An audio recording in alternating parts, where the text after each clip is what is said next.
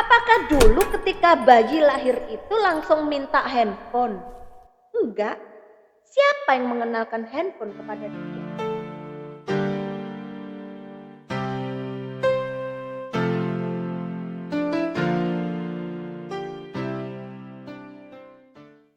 Assalamualaikum warahmatullahi wabarakatuh. Alhamdulillahirabbil alamin. Segala puji hanya milik Allah, zat yang masih memberikan kita iman dan Islam, zat yang masih mengizinkan kita untuk senantiasa belajar dan belajar untuk menjadi orang tua hebat, orang tua yang bisa mengantarkan anak-anak kita bahagia di dunia dan di akhirat. Amin amin ya robbal alamin. Salawat dan salam tetap tercurahkan kepada junjungan kita Rasulullah Muhammad Sallallahu Alaihi Wasallam sebagai teladan kita hingga akhir zaman. Ayah bunda yang dirahmati Allah, bagaimana kabarnya? Alhamdulillah, semoga semuanya sehat-sehat saja dan semoga kita semuanya masih diberikan kekuatan untuk senantiasa belajar. Ayah dan bunda yang dirahmati Allah, harapan orang tua adalah memiliki anak-anak yang taat kepada Allah. Anak-anak yang manis, anak-anak yang sopan, anak-anak yang bahasanya itu tertata dengan indah. Bahasa yang keluar adalah bahasa yang di dalamnya adalah penuh dengan semangat, juang. Anak-anak yang setiap harinya itu senantiasa menyenangkan kedua orang tuanya. Itu harapan orang tua. Semua orang tua yang ada di dunia ini tidak ada satupun yang menginginkan bahwa ingin memiliki anak yang ngeyelan, anak yang suka membangkang. Tidak ada yang seperti itu. Semua orang tua di dunia ini keinginannya adalah sama. Memiliki anak-anak yang nurut, patuh, tunduk, taat kepada orang tua, kepada Allah dan Rasul-Nya. Seperti itu. Tapi bagaimana jika yang kita hadapi adalah sebaliknya? Bagaimana jika yang kita hadapi adalah anak-anak yang di hadapan kita, anak-anak yang kita inginkan menjadi anak-anak yang taat kepada Allah, ternyata adalah anak-anak yang ketika diberitahu itu malah ngeyel alias membangkang. Apa yang harus kita lakukan? Ayah bunda yang dirahmati Allah, saya akan mengangkat satu kasus. Misalnya ini ada anak mania HP. Ketika azan berbunyi, anak laki-laki kita itu tetap pegang HP. Padahal kalau laki-laki itu harusnya adalah sholat berjamaah di masjid. Itu anak yang solih. Kalau laki-laki yang tidak sholat di masjid berarti apa? Anak solihah. Ya, ayah dan bunda, jika kita mendapati anak-anak yang seperti itu, yang mania HP dan gak mau sholat, kalau kita biarkan satu kali gak jamaah, dibiarkan, nanti dia akan mengulangi lagi. Nanti kedua dibiarkan, mengulangi lagi, sampai akhirnya tidak sholat berjamaah menjadi habit buat dia. Handphone buat dia seolah-olah menjadi surga buatnya. Anak-anak yang seperti itu ketika kita sampaikan kemudian ngeyel. Itu kasus pertama. Kasus yang kedua, anak-anak yang sudah remaja. Itu kan sudah sudah ketertarikan terhadap lawan jenisnya itu sudah ada ya. Apalagi anak-anak yang balik atau prabalik. Itu anak zaman sekarang sudah tertariknya dengan lawan jenis sudah sudah kelihatan begitu ya.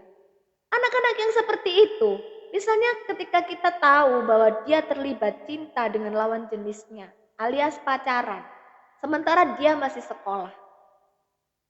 Kita tahu kalau itu salah. Kita ingatkan dia. Yang ada malah dia ngeyel alias membangkang.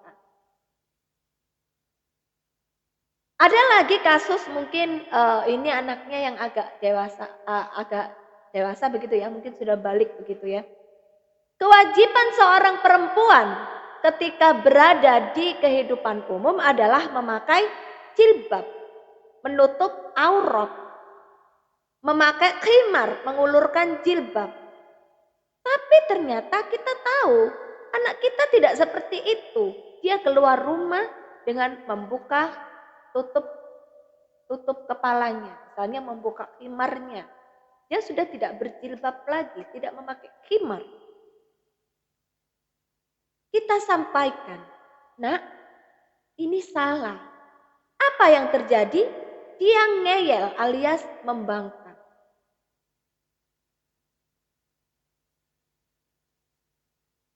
Ada banyak kasus lain ya Bun, yang ketika kita itu udah tahu kalau itu salah, kemudian kita luruskan, ternyata anak-anak membangkang alias ngeyel, ngeyel alias membangkang. Apa yang harus kita lakukan Bun?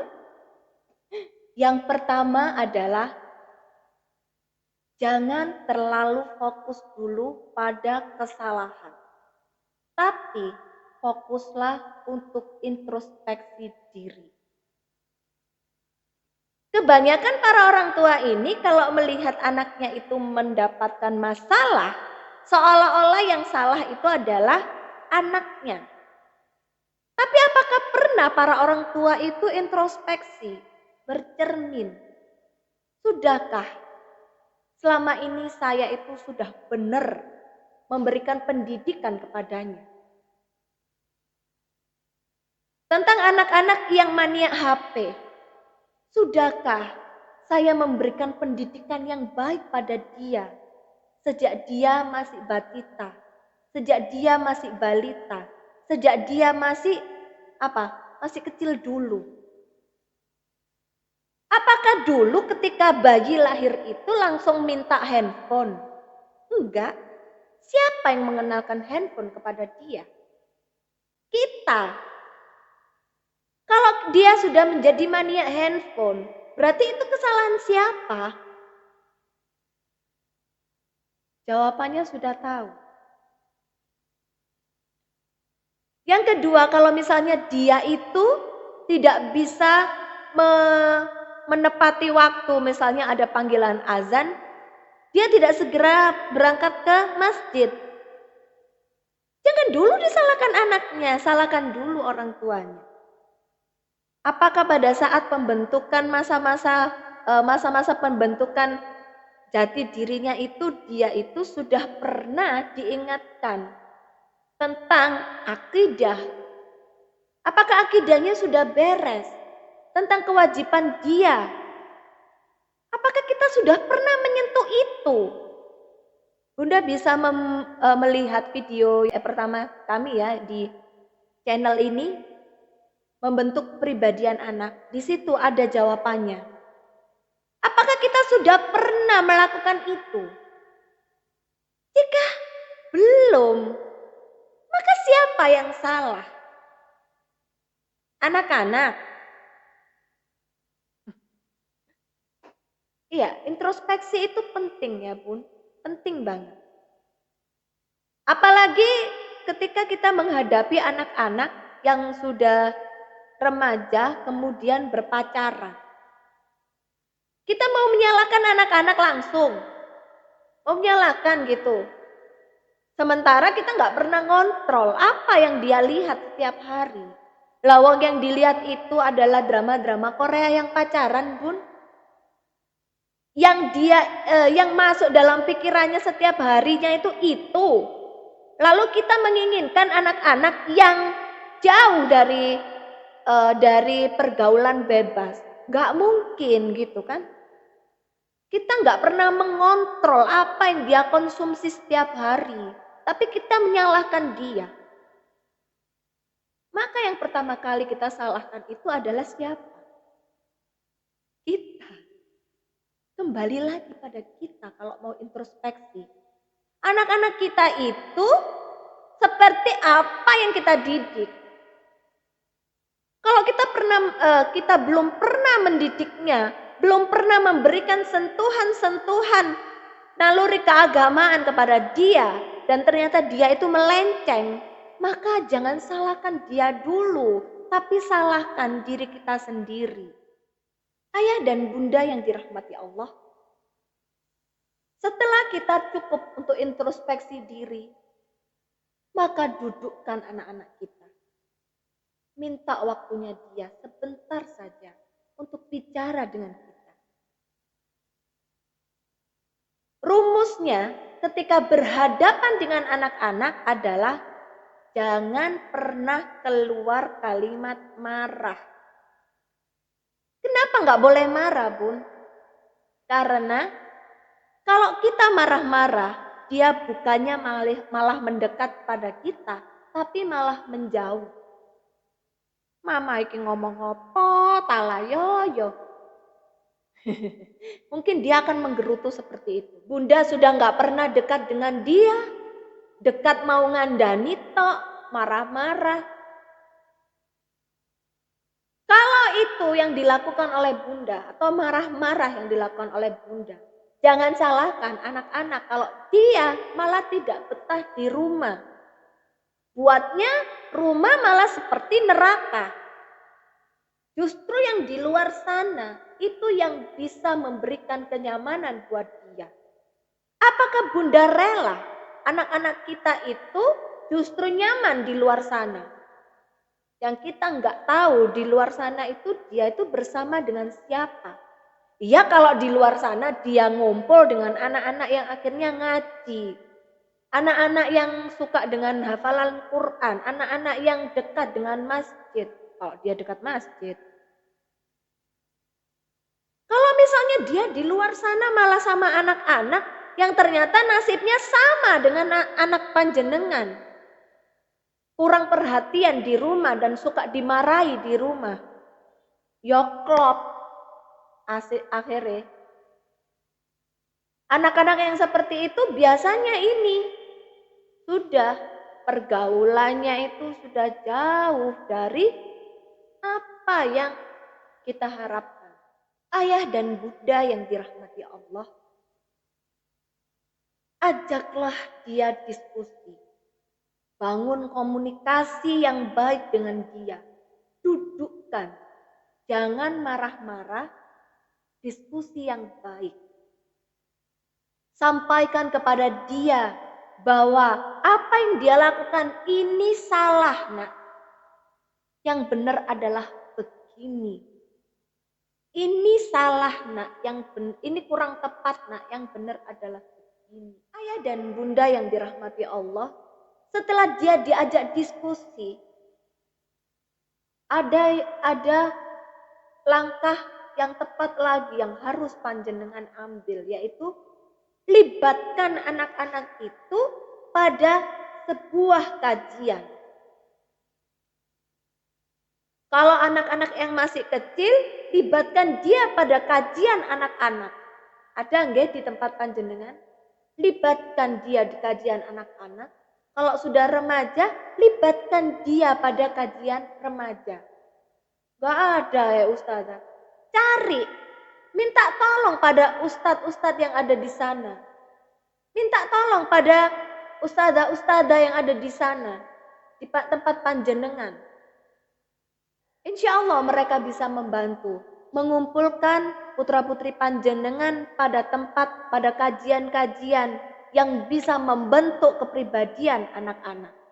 Bisa membentuk kepribadian remaja juga. Dekatkan dia pada lingkungan baru yang lebih positif. Kalau anak-anaknya sudah mau seperti itu, jangan ditinggal, Bun. Jangan ditinggal, nggih Ayah. Panjenengan juga harus dekat dengan tempat-tempat seperti itu.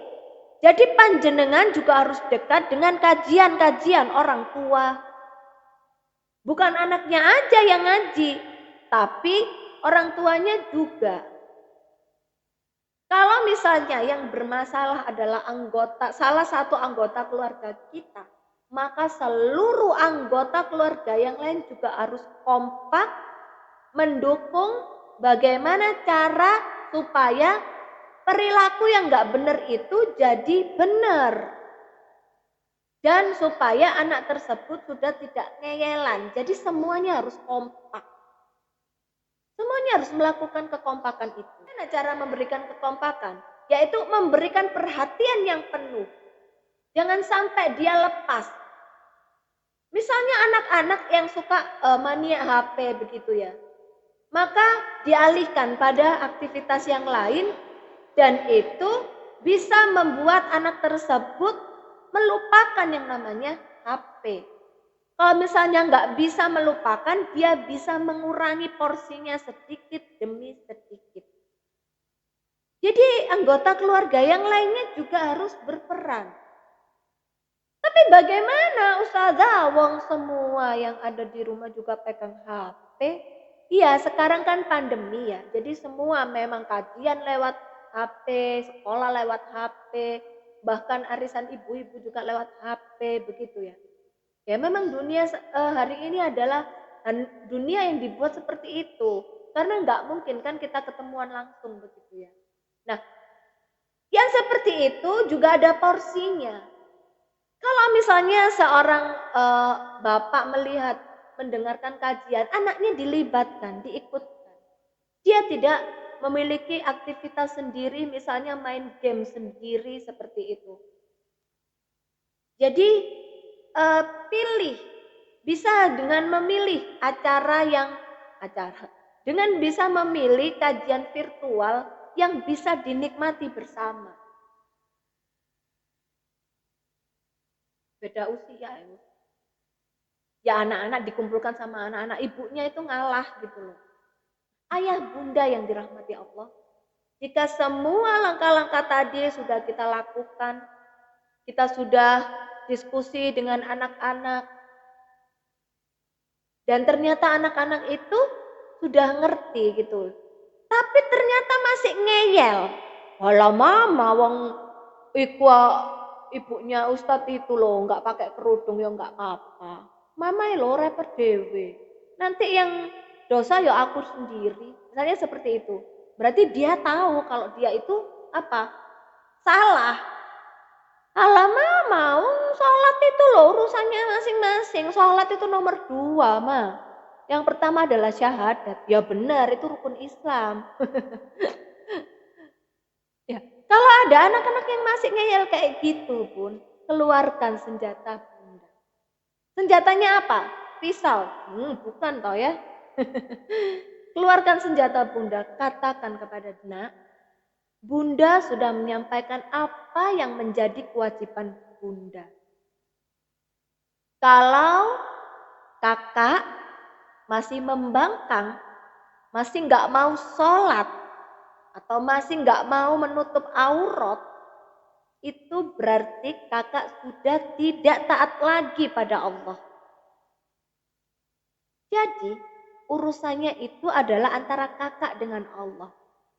Nanti di hari penghisapan tolong jangan tuntut bunda. Karena apa? Karena bunda sudah menyampaikan kepada kakak tentang perihal ini. Karena apa kak? Bunda itu takut. Bunda nggak sanggup menerima pembalasan Allah di hari penghisapan kelak jika memiliki anak-anak yang seperti bla bla bla bla bla, sebutkan kesalahan dia. Kalau anak-anak sudah disentuh dengan kata-kata seperti itu, tapi masih juga ngeyel, serahkan semuanya kepada Allah. Apa sih yang enggak buat Allah? Baik ayah dan bunda semuanya, semoga kita semuanya hari ini semakin diberikan kekuatan oleh Allah, diberikan kesabaran dan keikhlasan untuk senantiasa menjaga keluarga kita dari api neraka. Menjaga keluarga yang kita cintai ini supaya bisa terus bersama-sama dengan kita dalam ketaatan kepada Allah. Semoga kita dan keluarga kita semuanya yang kita cintai di dunia ini tidak hanya nanti dikumpulkan di dunia saja, tapi juga dikumpulkan di surganya Allah. Masya Allah. Amin, amin. Ya Rabbal Alamin. Jazakumullah khairan katsira. Wabillahi taufiq wal hidayah. Waridha wal inayah. Wassalamualaikum warahmatullahi wabarakatuh.